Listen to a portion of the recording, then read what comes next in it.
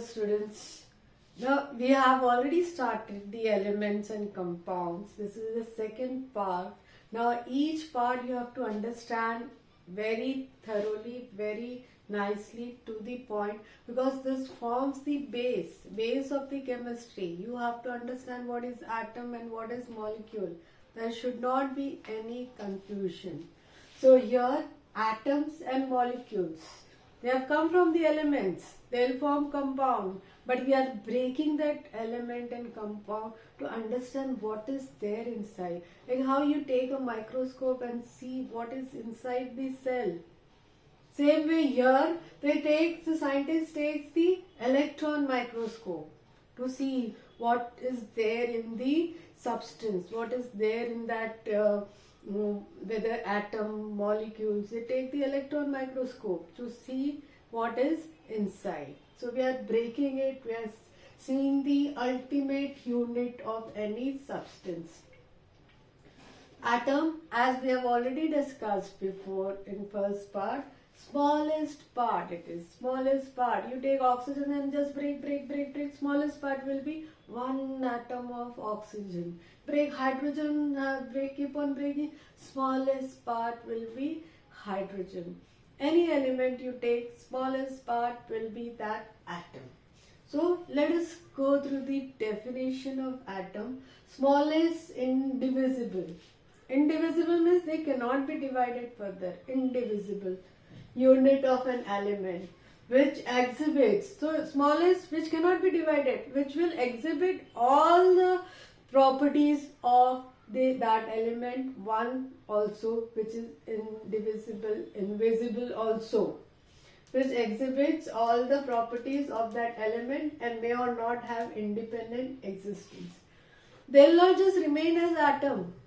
When you are trying to see, you will see one atom. They will just turn molecules. So let us study what molecule is. But basically you have to understand, with naked eyes it is invisible. You cannot see atom. Some students will say, I want to see atom. Where? Even under microscope you won't be able to see my atom. You have to see under electron microscope. So, smallest, invisible, indivisible unit of an element which exhibits all the property of that element and may or may not have independent existence. Now, who told this? This is the scientist John Dalton. He studied it because whatever is around, scientists, they tend to think, they tend to study. So, this is what study he made. Atoms will combine, one say with same or with other elements, they will combine and they form the molecules of compound. Molecule of compound is the smallest unit of an element. Oxygen will never remain individually. They will just combine with another oxygen and become O2. Follow? Oxygen will it will be oxygen only. Hydrogen will never remain H alone. It will combine with another H and form H2. So they are molecules. Atom, they have combined to form molecules. So they remain molecules. So they might be only of one element or a compound which exhibits or of all the properties. Now compound, when hydrogen will combine with oxygen, they become compound. But one molecule of H2O will be an individual which will have all the properties of water. So it might be element just O2, H2, or it might be a compound H2O. That becomes compound. These are the simple examples for you to understand. But in nature, complex reactions takes place. So if you are well versed with this, you will be able to understand further. Now, they might be element or compound, just H2O2 or H2O become compound which exhibits all the property of that element. If it's O2, all the properties of O2, O, that is oxygen. And if it is H2, all the properties of hydrogen. And if it has become compound H2O, then water, all the properties of water. That is the one molecule of that compound. And has independent existence. They are capable of independent existence. Once they have combined, they'll have independent existence. They are divisible into atoms. They can be divided into atoms. Now, you can classify them as monoatomic, diatomic, tri, poly. Mono, as you can understand, mono is one. So, these elements, they are just alone. They are not combining, so they are monoatomic. One atom. Helium, as you know, it's a noble gas. Calcium, potassium, sodium, they are monoatomic. Diatomic. Hydrogen will never stay as a hydrogen. It will combine to form H2. Oxygen will combine to form O2. Nitrogen will combine to form N2. 2N will come together. 2O will come together. 2H will come together. So they become di. Di means 2. Diatomic. Now triatomic, ozone, as you know that Earth is covered by ozone layer which protects you from the ultraviolet rays. It's a chemical combination. O2 is not formed. O3 is formed. How? They go up due to the radiation chemical reaction takes place, and there is one oxygen which is released which combines with O2 and becomes O3. O3 will be triatomic. Tri means 3. When there is 3, then it is triatomic. Then polyatomic. Poly means many. It has to be more than 3. It is polyatomic. Phosphorus, 4 phosphorus will come together. Like 1 year, 1 year, 1 year, 4 will come together, they'll stay together. There will be P4. So that is polyatomic. Then sulfur again 1, 2, 3, 4, 5, 6, 7, 8 will come together to stay together. So they will form S8. So this molecule is polyatomic, triatomic, diatomic, monoatomic. So this is how slowly the development has taken place, and this is how molecules remain. Now you will see how molecule formation takes place with how atoms get attracted and form molecules. Molecules of the compound. A compound H2O will have molecules. Which molecules it has? It has the hydrogen and oxygen molecule. So this will combine to form molecule. Now even hydrogen will not remain same, just alone. It will combine with another hydrogen. So HH will form hydrogen molecule. Chlorine will not remain as just one atom of chlorine. Chlorine will combine. In nature you will find many elements will combine with their own atom to form a molecule. So these are the classic example.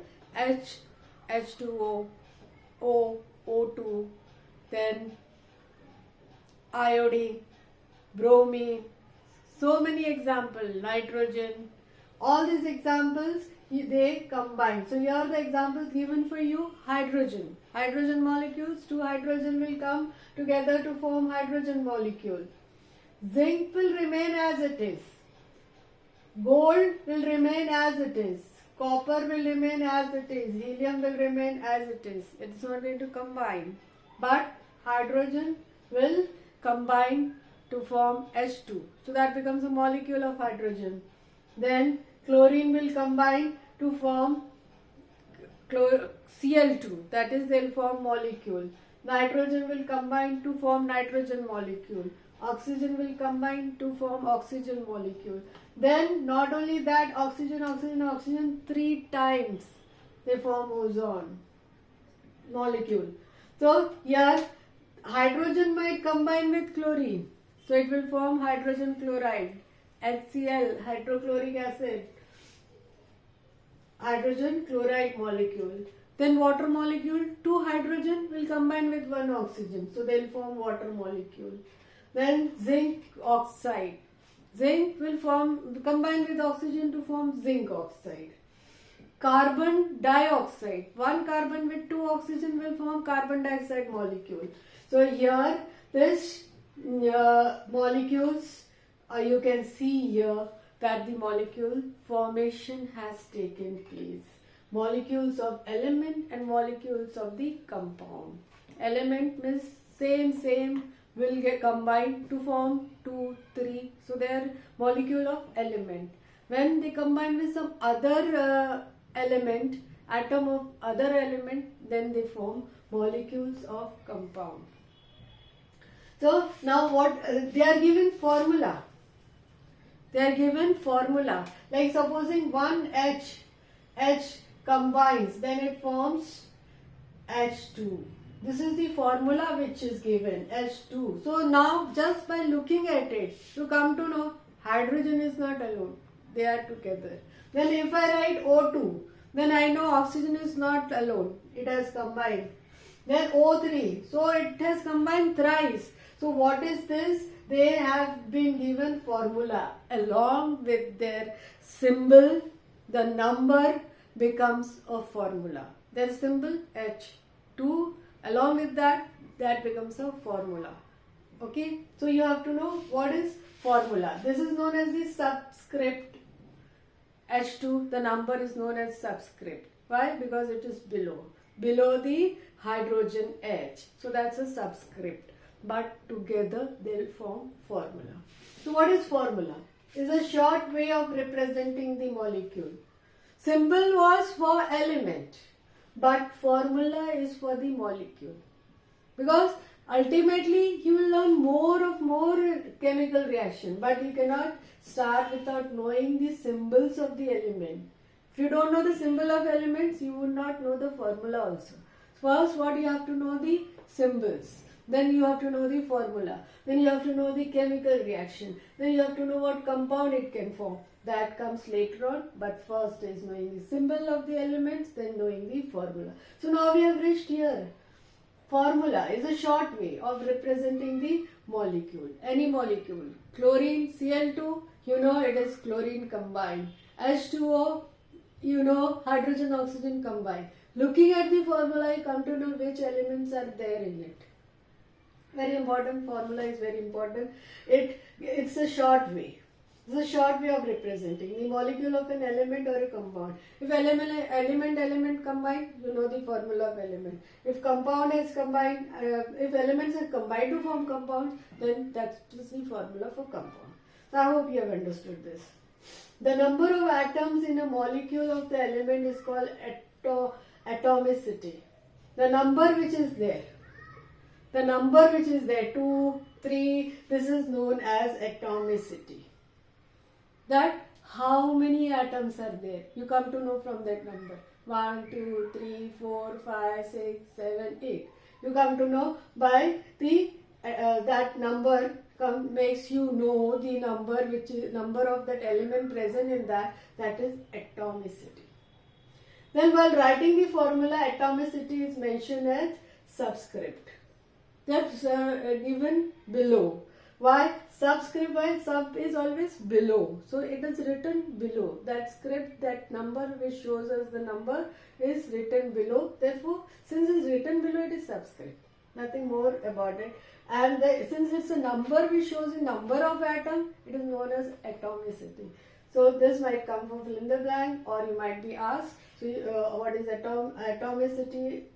Or what is the subscript? Then you should know this. The number of atoms shown in the formula, atomicity. And what is below, the number itself is also known as subscript. I hope you have followed this also. Now monoatomic we have already done, but we revise it. Helium 1, K 1, sodium 1, calcium 1. I have just written the symbols and these are the formula. Diatomic 2 atoms, hydrogen 2 atoms, oxygen 2 atoms, nitrogen 2 atoms, chlorine 2 atoms. Now triatomic ozone. Ozone is O3. It is 3 atoms. Therefore triatomic. Poly means more than 3 is known as poly. So 4 is also poly. Phosphorus P4. Sulfur S8, that is also poly. Many means poly. So this is the formula which you write. The symbols which you have used with the numbers becomes the formula. So here formula of the molecules, their atomicity here is written here. So here iron, Fe, zinc, Zn, copper, Cu, magnesium, these are all monoatomic. Up till carbon, it is all monoatomic. They are only 1 in number.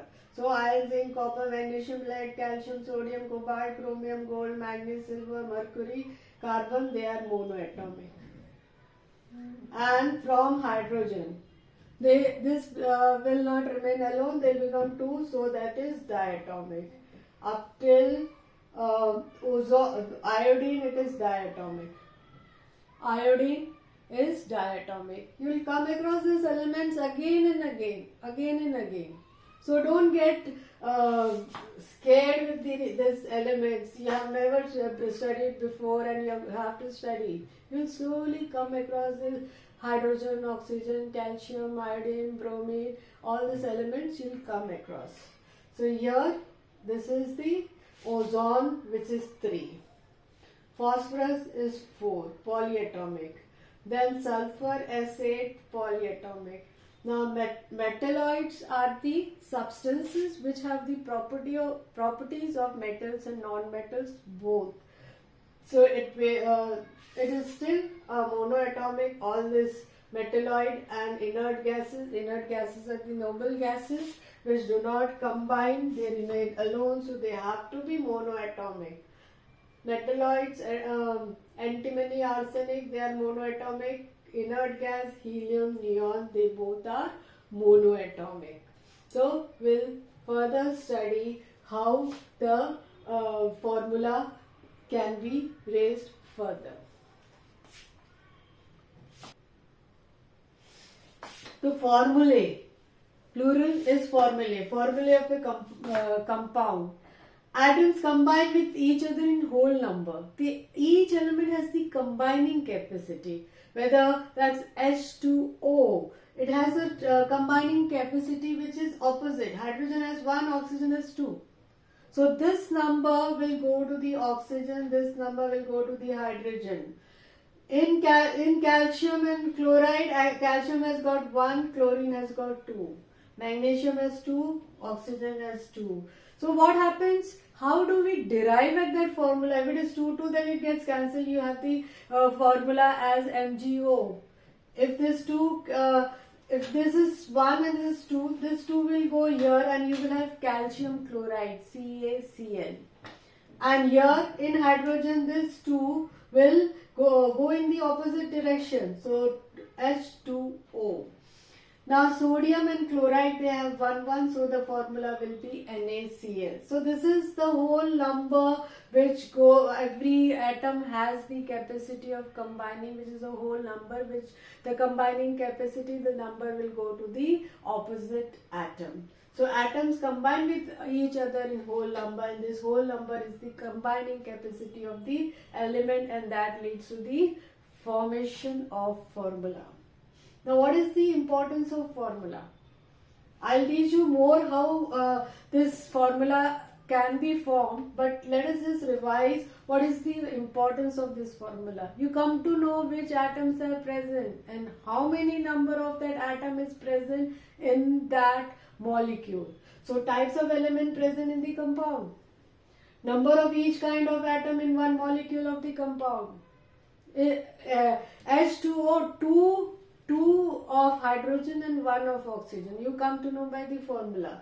So here number of each kind of atom in one molecule of compound. Ratio of different types of atom.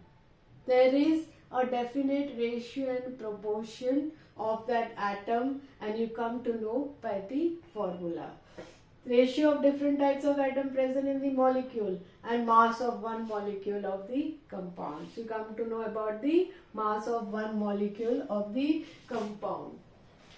So let us study more of, here you can see the formula of some compounds which are present, that is water, H2O, sodium chloride, NaCl, silicon, Si2, hydrochloric acid, HCl, sodium hydroxide, NaOH, marble, calcium carbonate, CaCO3, sulfuric acid, H2O, nitric acid, HNO3, calcium hydroxide, CaOH twice, glucose, C6H12O6. This is the glucose which goes into your body and releases energy. Cane sugar, the formula is C12H22O11. Vinegar, the acetic acid which you have, that is CH3COH. Baking soda has the formula NaHCO3. So you can come to know what is there in water, hydrogen and oxygen. What is there in sodium chloride and sodium and chlorine. Silica and oxygen, hydrogen and chlorine, sodium and oxygen and hydrogen, calcium, carbon and oxygen, hydrogen, sulfur, oxygen, hydrogen, nitrogen, oxygen, calcium, oxygen, hydrogen, carbon, hydrogen, oxygen, carbon, hydrogen, oxygen, carbon, hydrogen, carbon, oxygen, oxygen, hydrogen. This is how you come to know from this formula. What is present, which elements and how much it is present. So let us see more numbers of compound for your better understanding and the combining capacity of the elements.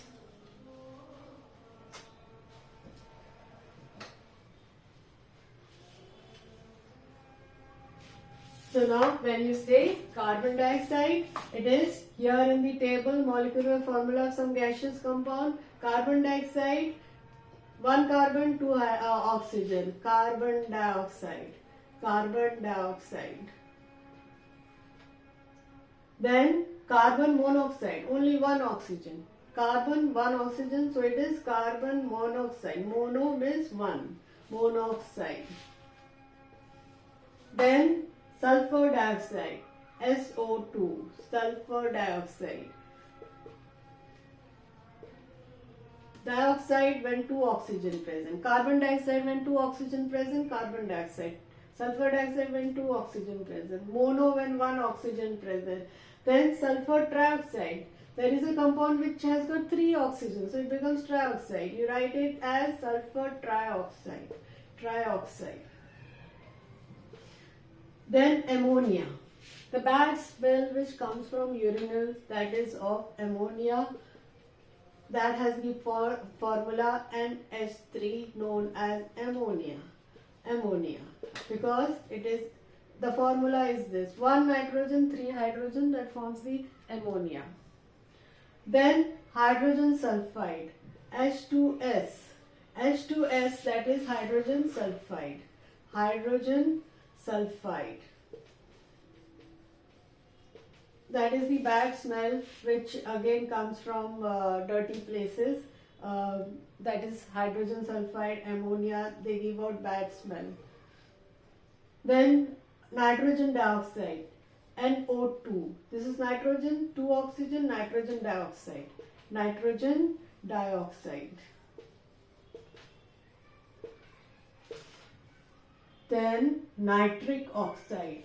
Nitric oxide is written as NO. NO, no nitric oxide. Nitric oxide. Then remaining nitrous oxide. Nitrous oxide is N2O. N2O is nitrous oxide. Nitrous oxide.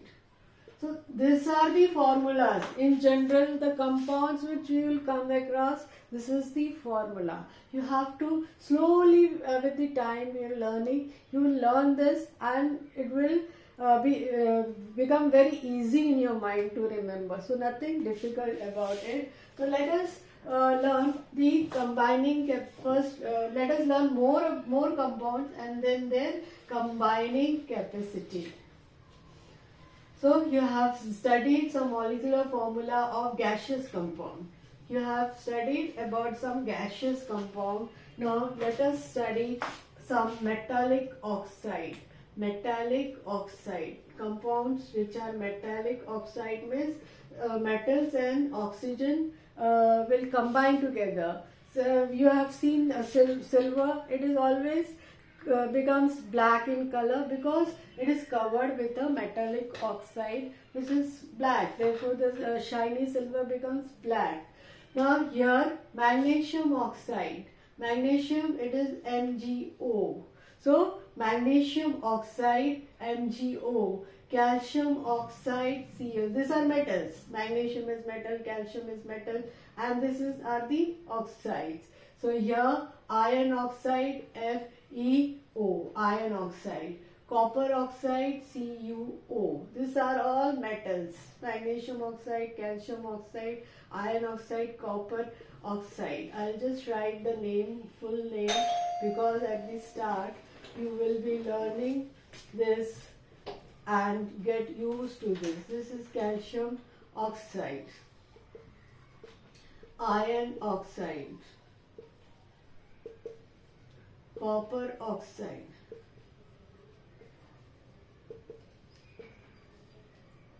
then zinc oxide, ZnO, zinc oxide,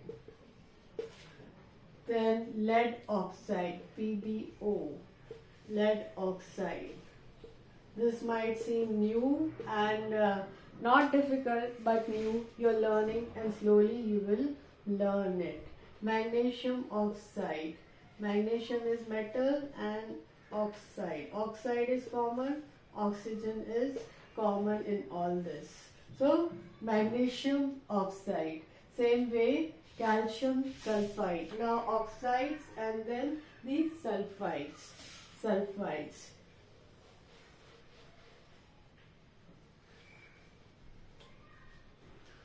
Metallic sulfides.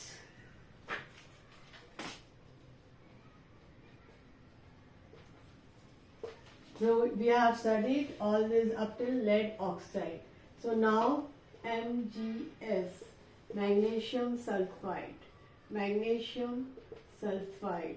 Same thing, oxide. Instead of oxide, sulfur is present, therefore it is oxide. Calcium sulfide. Calcium is the metal, it combines with sulfur to become sulfide.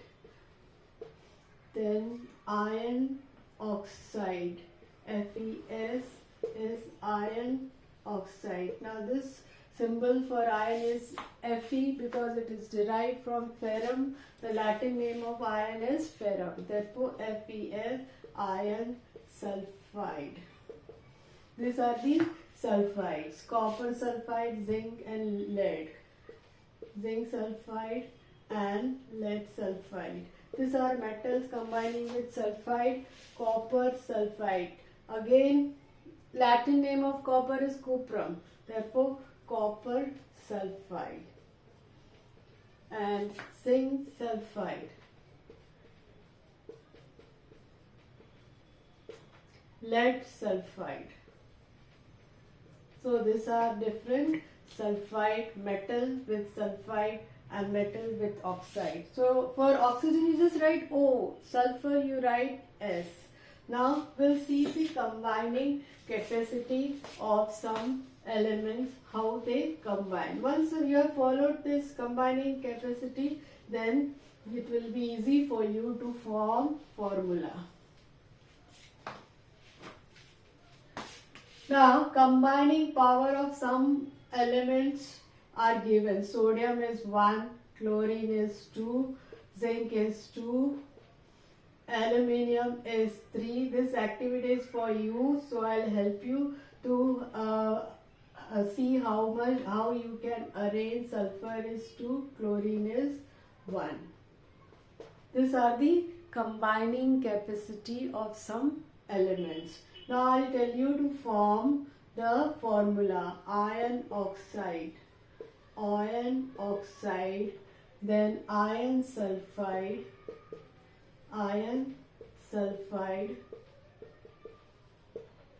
sodium oxide. Now let us see what is the combining capacity of iron. Iron is Fe is 2. Then oxide is 2, iron is 2. FeO. Every time you have to write the metal first and non-metal on the other side. Now you see combining capacity of oxygen is 2, iron is 2. Both are 2, it will go opposite. but when they both are same, they cancel each other and you write the formula as FeO. And always write this capital and the other letter has to be small. You cannot write FeO. This is internationally unacceptable. So you have to write FeO. Small, big F, small e and big O. Because it shows this is the start of the element, then this is another element. That differentiates. Okay, then we form more elements. Now iron sulfide. Again the capacity of combining iron is how much? 2. Sulfide is 2. Again it will get cancelled and the formula which is formed is FeS. FeS. Sodium oxide. Sodium, let's see what is this combining capacity of sodium? 1. Oxide, it is 2. Now it will go opposite here like this. So formula how will happen? Na2O. Na2O. This is sodium oxide which is formed. Sodium oxide, it will have here both the time the number got cancelled and therefore you did not have any number, any subscript. So here iron oxide, sulfur oxide, 2 got cancelled, but here it is 1, so it won't get cancelled. This 2 will go here and this 1 will go here. 1 you did not write, that is understood. So 1 you just have to write 2. So now you know 2 molecules of sodium combines with 1 atom, 2 atoms of sodium combines with 1 atom of oxygen. Now calcium oxide, calcium oxide, calcium sulfide, calcium sulfide. This is the activity which you have to do. Calcium sulfide and zinc chloride. Zinc chloride. This you have to form. Combining capacity of calcium is 2. Here it is not given. Calcium is 2. So here sulfide is 2. Calcium is 2. It will go opposite and it will form. Even the oxide is 2. So oxide CaO, CaS for sulfide and zinc chloride. Zinc has 2 and chloride has 1. Zinc has 2 and chloride has 1. So this 2 will go here, 1 will go here. When both are 2, it gets cancelled. But when 1 is 2, so this 2 will go here and the formula for zinc chloride will be ZnCl2. So it will be ZnCl2. So now zinc chloride has been formed. Sulfide, now with sulfide. Sulfide is 2 and zinc is also 2. So again it will get cancelled and you will write the formula as ZnS. So now zinc sulfide has been formed. Aluminium oxide. Aluminium is 3, oxide is 2. Aluminium is 3, oxide is 2. It will go to opposite. So here and here. The formula will be Al2O3. So it will be Al2O3. This is how formula is formed. Then aluminium chloride. Aluminium chloride. Chloride has 1, aluminium has 3. So the formula will be AlCl3. This 3 will go below this chlorine. So AlCl3 will be formed. This is the activity which you do yourself in your notebook and you will learn how combination takes place to form the compound. So we have done all this compound and how the formation of compound takes place. Maybe right now you might find it difficult, but with the practice it will become simple. And now we go to study the uses of metals and non-metals. Now, uses of the element. Whatever study we do, it is for our benefits, human benefits. So let's see what benefits we get by these elements. Steel. Steel is formed by iron. It's another form of iron. So whatever utensils we are using of steel. But if you have a frying pan, cooker, they have conduction of heat. But we cannot hold them. So frying pan will have a plastic handle for non-conduction. It will not conduct heat, so we are able to use that frying pan easily by holding the plastic, which is not hot, not conducting heat, and we can use it easily. So that is the example given in your textbook about the frying pan. Now, the gold and platinum. Gold will not get tarnished. It will remain shiny. So it can be used for ornament. Platinum can be used for ornament because it is shiny, attractive and lustrous. Okay. So now this is the use of gold and platinum. Now copper and aluminium, they will form wire because they have the power of ductility. The aluminium has got power of ductility. Will form wire for conducting the electricity. Wire, and sometimes they might be used as sheet also. Normally aluminium is used as sheets. Then copper vessels are also used. If you keep water in copper vessels, microorganism will die. You will have good water in the copper vessels. Copper vessels can be used for cooking also. And copper wires also used because they have the power of ductility. Then copper combined with zinc will form brass. Brass also utensils will be, you can cook in the utensil made up of brass, which is formed by copper and zinc. Copper and tin will form bronze. Bronze can you will have various things which is made up of bronze statues. So this is the purpose. Iron is the most used element. They are made to make huge heavy tools. If you want to carry something huge, you use crane. Crane, how it is made? By the iron. So huge heavy tools and machines are made by the iron. So it is very beneficial purpose in industries. Now diamond, again, they are gems. They are very costly. They are used in ornaments. Now diamonds, if it is pure, it is used in gem. Impure, it is used in cutting the glass. Graphite is a type of carbon which is used as lead of pencil. It is black color used on white paper. So lead is beneficial. Lead of pencil is graphite. It is also used as lubricant. Now lubricant is a substance which is used in between the hard metals machine so that the working of the machine goes on smoothly. Then coal, wood, natural gas. Coal is the dead plants, but it is used to release ample amount of energy which is used in industries. So coal is the carbon which is used in industries to produce energy. Even the trains are used to be running on the coal. Wood, when burned, becomes coal. So that is also used for energy. Natural gas is used to release energy. CNG nowadays, even the rickshaw and cars and cooking gas, all are natural gases which are used for various purposes.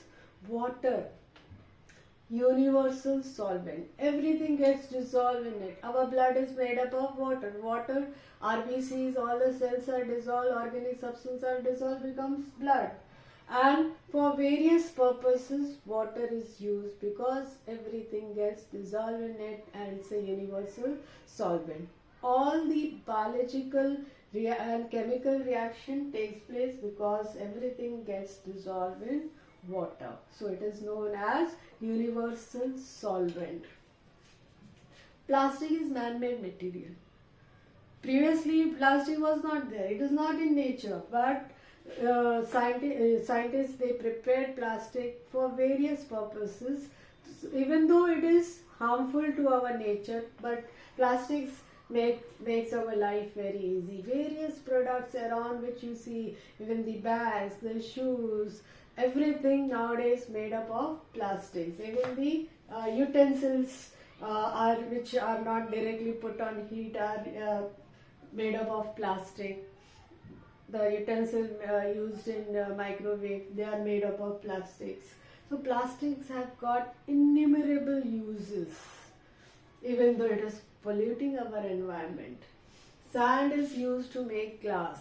Sand is used to make glass. Again, glass has many purposes in our life.